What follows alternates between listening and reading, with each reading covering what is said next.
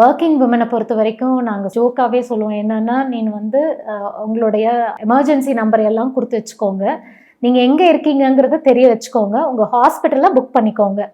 Pain வந்ததுன்னா ஆஃபீஸ்லேருந்து நேராக லேபர் ரூமுக்கு வந்துரு அப்படின்னு சொல்லுவோம்.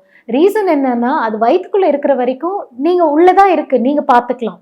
பேபி டெலிவரிக்கு ஆனதுக்கு அப்புறமா தான் நீங்கள் வந்து மேக்ஸிமம் லீவை வந்து அவைல் பண்ணி பேபி கூட இருக்கணும். நாங்கள் வந்து உங்களை ரெஸ்ட் எடுங்க, லைக் ப்ரீடம் லேபர் வருது, இல்லை பிபி அதிகமாக ஷூட் ஆகுது, கால் வீங்குது, ரெஸ்ட் எடுக்கணும் நீங்கள் அப்படின்னு உங்களை இன்சிஸ்ட் பண்ணாலே ஒழிய, உங்களுக்கு ஒரு நார்மல் கோர்ஸ் ஆஃப் ப்ரெக்னென்சி தான் கோ த்ரூ பண்ணுறீங்கன்னா தாராளமாக டில் யுவர் டேட்ஸ் கூட நீங்கள் செக்கப் முடிக்கலாம். நல்லா இருக்குது போயிட்டு வாங்கன்னு நினச்சா நீங்கள் போயிட்டு வந்துட்டே இருக்கலாம்.